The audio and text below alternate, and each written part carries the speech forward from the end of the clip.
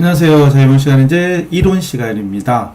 실무 먼저 풀고 이론 푸는 게 좋아요. 왜 그런지 나중에 해보시면 알 거예요. 자, 이론부터 갑시다. 미리 한번 쫙 풀어보고 같이 설명을 들으셔도 되고, 아니면 먼저 설명 듣고 나중에 다시 한번 복습 이렇게 해도 됩니다. 편한 대로 하시고요. 1번. 회계상의 모든 거래를 발생 순서대로 빠짐없이 기록하는 장부가 뭐다냐? 이거 분계장 얘기하는 거죠. 회사의 모든 거래가 적히는 게 원래는 전문용어로 하면 주요부가 있어요. 주요부 하고 이러죠. 주요부가 있어요. 주요부에는 분계장과 총계정 원장이 있습니다. 주요부에는 모든 거래가 빠짐없이 다 적히고, 매입처원장은 외상매입금을 기록하는 장부가 매입처원장이에요. 매입처원장은 외상매입금이고, 매출처원장은 외상매출금, 외상매출금에 대한 내역을 기록하는 장부고, 현금거래는 현금거래, 말 그대로 현금에 대해서만 기록하는 장부입니다. 자, 주요부. 2번. 거래의 결합관계와 거래의 종류까지. 차입금을 현금으로 지급했다 그러면 딱 봐도 보이죠? 안 보여요? 공부 더 해야 되는데? 네, 차입금을 갚았으면 일단 현금이 나가요. 대변 현금, 자산이 감소.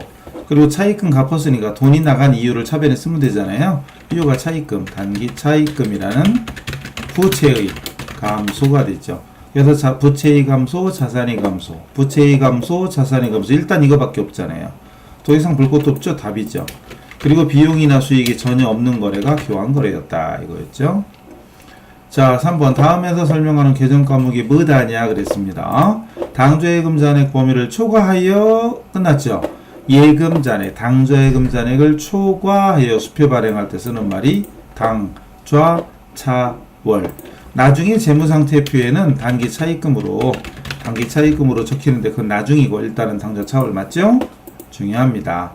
그래서 예금 잔액 초과된 거 당좌 차월 꼭 기억하시고, 그 다음 비유동자산이 아닌 것은 아닌 거래요. 비유동자산이 아닌 거.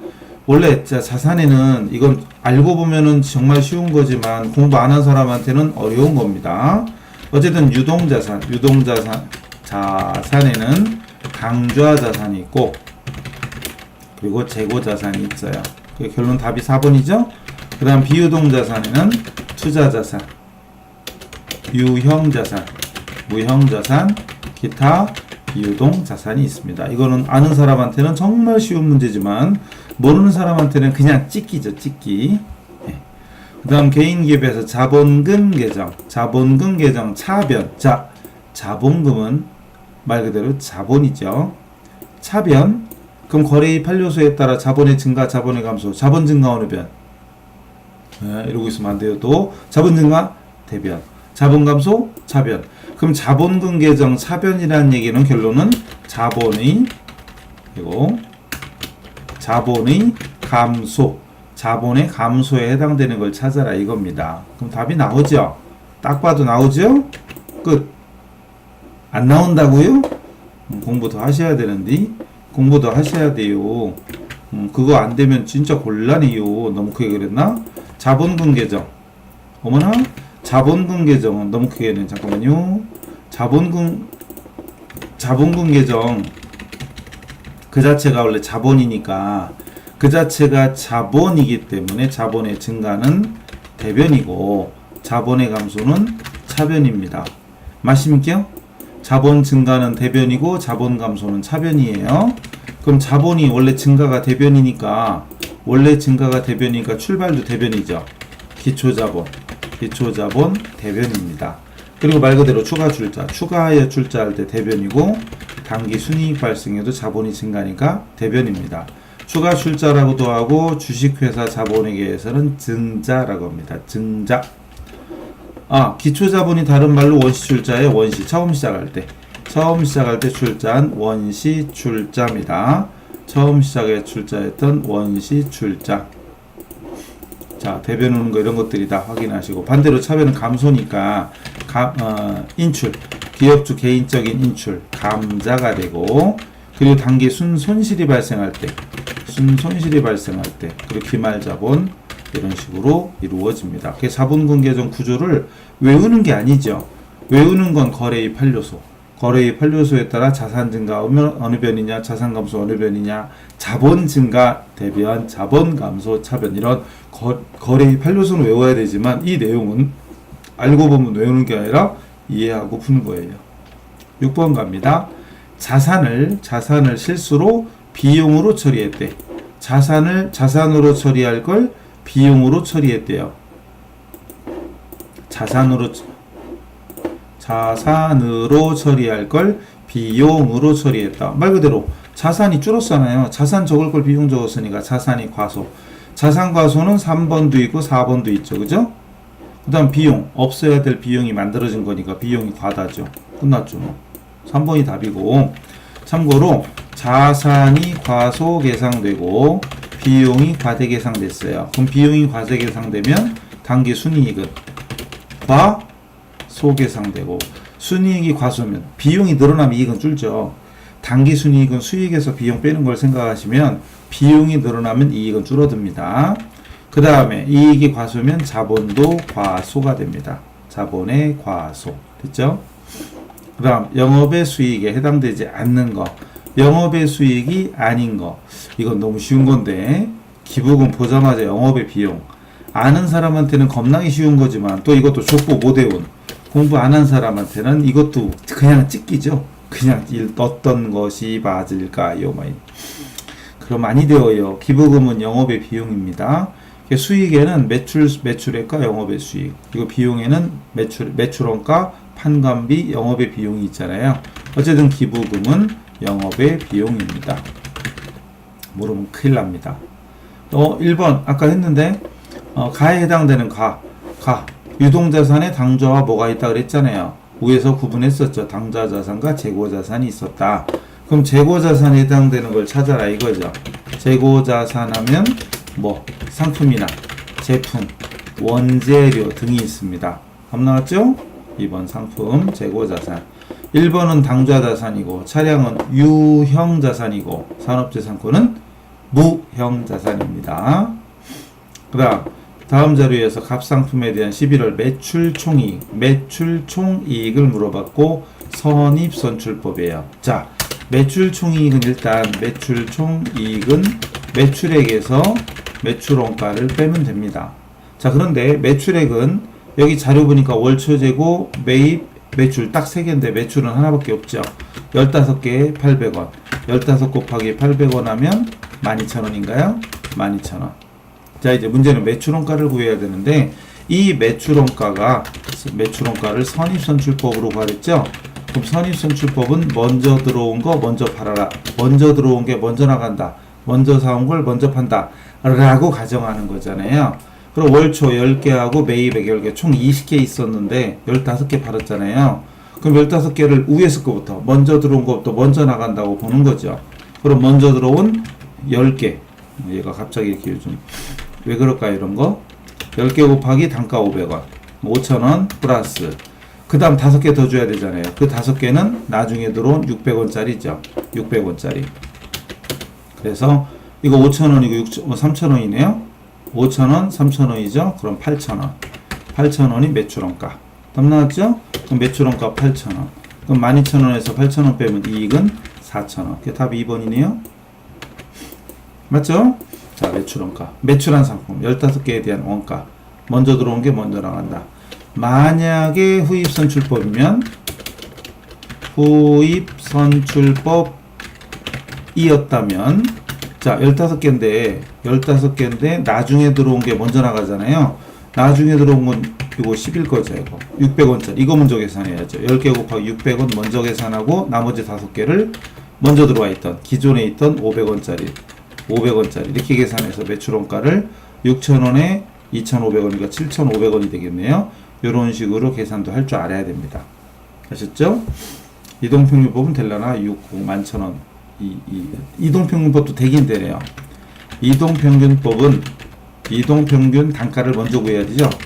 그럼 이동평균 단가 10개 그냥 또 할까요? 10개 곱하기 500원 기초거 플러스 매입 10개 곱하기 600원 다 더한 거를 나누기 이거 얼마예요? 이렇게 금액 계산하면 5,000원, 6,000원, 11,000원이잖아요. 나누기 10개, 10개, 20개. 10개, 10개, 20개. 그럼 단위당 550원으로 바뀌죠. 그럼 이동평균법일 때 매출원가. 이동평균법일 때 매출원가는 15개 곱하기 550원. 얼마죠? 15, 7575, 825네. 8,250원. 아닐 텐데. 아닌데요. 55, 7575, 825, 825가 맞게 만들고 틀렸나? 5,000원, 6,000원, 11,000원, 11,000원 20개 하면은 550원 맞는데 이 숫자가 나오면 안 되는데 매출원가니까 되겠네요. 그리고 매출원가니까 될 수도 있네요. 계산 구조만 알아두세요. 선입선출법 계산이 아직 암산 틀릴 수도 있으니까 이렇게 계산하는 거다 이렇게만 알아두시면 됩니다. 515는 525, 7575 맞나봐요. 어쨌든 825. 그럼 여기가 825면은 여기 이익은 달라지겠죠. 어쨌든 세 가지를 해봤고 총평균법으로 해도 이 문제는 이거랑 같아요. 왜냐하면 기초랑 매입밖에 없기 때문에 총평균법으로 해도 결과는 같습니다. 이 문제의 경우에는. 그 다음 10번 유동부채의 경우 유동부채가 얼마 있냐. 유동부채 유동과 비유동이 있는데 유동 비유동 기준 1년. 그래서 우리가 알고 있는 부채 중에 대부분은 유동부채죠. 단 사채라든가 장기자 붙은 거. 자, 유동부채와 비유동부채가 있는데 비유동부채 대표적인 게 사채하고 장기자 붙은 거. 장기차입금, 장기성 매입 채무, 장기선수금 이런 거. 그리고 퇴직급여 충당부채. 이 정도가 우리가 늘 쓰는 거고요. 나머지 다 유동성이잖아요. 그럼 여기 써 있는 건 다 유동부채인데요. 차입금, 외상매입금, 미지급 비용, 예수금 다 유동부채예요. 비유동이 하나도 없어요. 그럼 다 더하면 되네? 다 더하면 돼요. 600, 800, 850. 850. 요즘 왜 이럴까요? 학원에서 강의하다 보면 여기도 그러고, 여기도 그러고, 한글이 하얗게 됐다가 없어지는 이런 증상. 이런 거 아시는 분 제보 좀 해주세요. 컴퓨터가 후졌다고요? 그럼 죄송하죠. 뭐, 할 수 없어요. 지금 못 고쳐요. 컴퓨터 살 돈이 없네요. 예, 죄송해요. 넘어가요. 자, 그 다음 물어본 게 총수익이에요. 물어본 게 총수익인데 자본, 기초자본, 기말자본, 추가출자. 어머나? 이렇게 나올 때는요 이상하다. 이런 걸 꼭 먹고 알 먹고 하는데 아까 왜 자본금 계정을 그렸잖아요. 자본금 계정 그렸는데 이 문제도 거기다 그대로 집어넣으면 돼요. 그대로 집어넣는 거 어떻게 알았냐? 어떻게 알았을까요? 에? 어떻게 알아요? 많이 풀다 보니까 알지. 그죠? 많이 풀다 보면 알아요. 근데 눈치껏 딱 봐도 기초자본하고 기말자본이 써있고 추가출자와 비용이 써있어요. 그러면 여기 관련된 내용 많이 보였잖아요. 그럼 기초자본 50만원 50 만단위 쓸 줄 알아요? 만단위 쓸 줄 알면 되게 좋은데 만단위 이런 걸 배워야 돼. 이런 걸 배워야 돼 진짜. 그 다음에 기말자본 80만원 84변에 적고 그리고 여기서 약간의 센스가 필요합니다. 원래는 순이익과 순손실 적어야 되잖아요. 근데 순이익 대신 그냥 수익으로 쓰고 순손실 대신 그냥 비용이라고 써도 결론은 똑같아요. 어차피 이 비용과 수익의 차익이 순이익이니까. 그잖아요. 맞아 갑시다. 추가출자 대변에 5만원. 추가출자 대변에 5만원. 그 다음에 비용 차변에 260만원. 비용은 차변에 260만원. 그럼 이 문제는 다른 자료는 일단 없으니까 감자 이런 건 없는 거니까 빼고 물어본 게 총수익이잖아요. 이거 묻는 거잖아요. 이거. 이렇게 대체합계 맞추면 끝나요. 그럼 차변이 340, 대변이 55. 340에서 55 빼면 280인가요? 이게 답이네요. 공식 많이 안 써도 됩니다. 자본금 T계정 구조에 기초자본, 대변, 기말자본, 차변, 추가출자 대변, 인출이 있으면 차변, 그 다음 수익은 대변, 비용은 차변 적어도 됩니다. 그래서 어차피 수익과 비용이 차익이 바로 당기순 이익이 됩니다. 지금 이게 285랬죠? 이게 285 확인해 볼래요? 그럼 수익 285에서 참말로 수익이 285에서 비용 260 빼면 당기순이익이 25잖아요. 당기순이익이 그럼 당기순이익 구하는 다른 방법 기말자본에서 수정된 기초자본 그것도 25예요. 뭐라고요? 뭐라고 돼? 단기 순이익을 구하는 공식이 원래 총수익 마이너스 총비용 이것도 있잖아요. 그럼 이 문제 총수익이 285고 총비용이 260이니까 단기 순이익이 25잖아요. 그죠? 그 다음 이거 구하는 거 말고 이거 말고 또 하나 공식이 있죠? 기말자본 80 빼기 기초자본이 50이고 아무것도 없으면 여기서 빼면 순이익인데 추가출자가 있단 말이에요. 추가출자 5 마이너스 인출, 이 문제는 뭐 인출이 없으니까 이렇게 계산해도 상기순이익이 25가 나옵니다. 이렇게 공식으로 푸는 것보다 그냥 T계정 구조에 그리는 게 훨씬 더 빠르고 효율적입니다. T계정 구조를 익혀줄수록 훨씬 더 편해요. 우리 회계는 수학 계산 공식이 아니잖아요. T계정 구조, 분계와 전기, T계정 구조를 이용하면 훨씬 더 간편하게 풀 수 있습니다. 그 다음 재고자산. 이거 또 나왔잖아요. 위에도 재고자산이 있었잖아요. 재고자산 묻는 거 있었잖아요. 이거 그죠? 상품, 제품 등등등. 여기도 재고자산으로 분류되는 게 뭐냐? 이때 재고자산이라면 제일 중요한 건 판매를 목적으로 하는 거죠. 판매를 목적으로. 답 나왔네? 판매를 위해. 답 나왔네요? 1번이 답이고, 컴퓨터 얘는 비품이죠. 뭐라고요? 비품. 그 다음 단기 매매 차익을 목적으로 취득한 유가증권은 뭐 얘기한다? 단기 매매증권. 3번 어디다 쓸까? 단기 매매증권. 그죠? 단기 매매증권. 4번은 공장에서 사용하는 기계. 기계는 기계죠. 뭐 기계장치죠. 글자 그대로. 1번은 판매 목적 상품이고 2번은 비품, 3번은 단기 매매증권, 4번은 기계입니다. 그 다음 계정기입에 대한 설명으로 옳은 것은 단 아래에 표시된 것만으로 판단해. 다른 거 보지 말고 이것만 봐라 이거죠. 외상매출금 대변에 현금 써있네.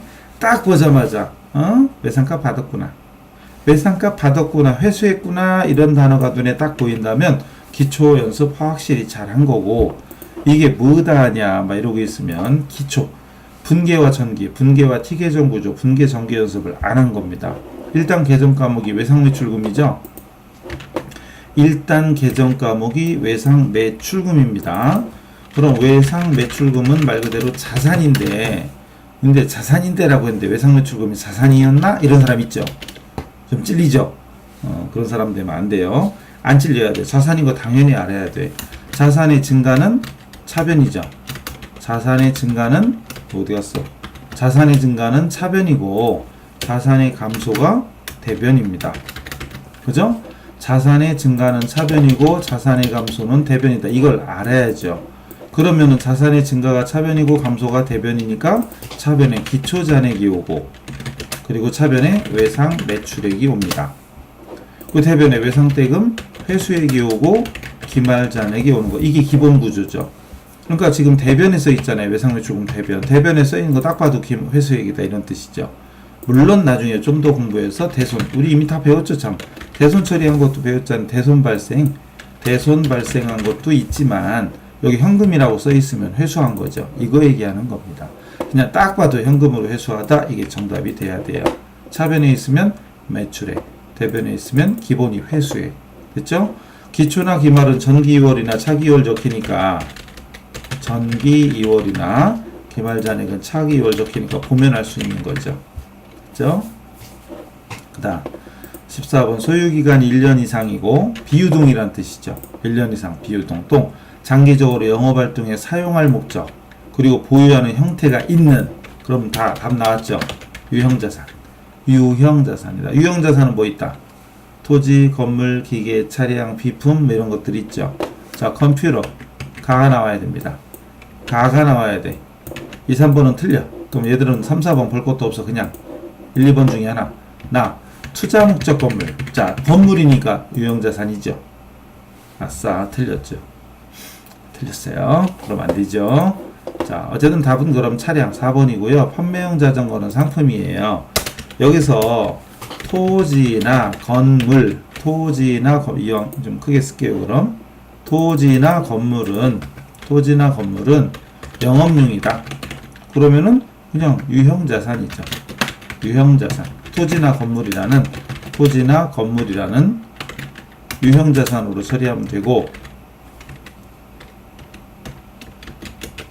자, 비영업용.